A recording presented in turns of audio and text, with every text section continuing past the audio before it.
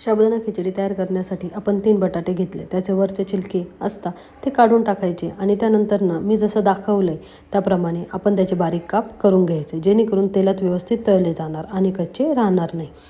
तिखट हे आपल्या आवडीनुसार घ्यायचं. आता मी इथे जवळजवळ 10 ते 12 मिरच्या घेतल्या आहे.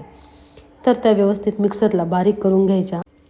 तेलामध्ये आपण बारीक केलेले बटाट्याचे काप टाकायचे आणि ते व्यवस्थित परतून घ्यायचे. पण यामध्ये एक लक्षात ठेवायचं, ज्यावेळेस आपण बटाटे टाकतो त्याच वेळेस त्यामध्ये थोडंसं मीठ टाकायचं, जेणेकरून बटाटा हा लवकर तळला जातो.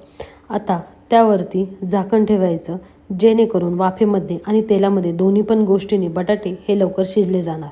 असा बटाटा दाबून चेक करायचा की तो शिजला की नाही. आता आपण यामध्ये बारीक केलेली मिरची टाकायची आणि ते व्यवस्थित मिक्स करून घ्यायचं. त्यामध्ये आता भिजवलेला साबुदाणा टाकायचा आणि मिक्स करून घ्यायचा. यामध्ये फक्त एक गोष्ट लक्षात ठेवायची, साबुदाणा परतताना गॅस हा नेहमी कमी आचेवरती करायचा, जेणेकरून साबुदाणा कच्चा पक्का राहत नाही. प्रत्येक वेळेस परतल्यावर त्यावरती झाकण ठेवायचं आणि थोडा वाफेमध्ये होऊन द्यायचा. 2 ते 3 मिनिट नंतर आपण त्यामध्ये थोडंसं जेवढं आपल्याला पाहिजे तेवढं मीठ टाकायचं. पण एक गोष्ट लक्षात ठेवायची, आपण आधीही त्यामध्ये मीठ टाकलं आहे, त्यामुळे त्यानुसार त्यामध्ये मीठ ॲडजस्ट करायचं. आता पुन्हा झाकून ठेवून वाफेमध्ये होऊन द्यायचं. पहिल्यांदा साबुदाणा हा आपल्याला पांढरा दिसत होता. जसजसा तो परतत येईल तसतसा त्याचा कलर हा बदलत जातो.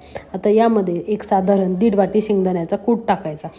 कूट शक्यतो बारीक करून टाकायचा, जेणेकरून खिचडी चिकट होत नाही.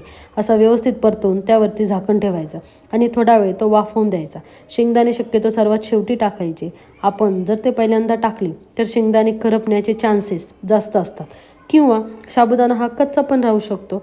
त्यामुळे शेंगदाणे हे नेहमी शेवटीच टाकायचे. त्यानंतर त्याचं झाकण काढून तो व्यवस्थित परतून घ्यायचा आणि आपली साबुदाणा खिचडी ही तयार आहे.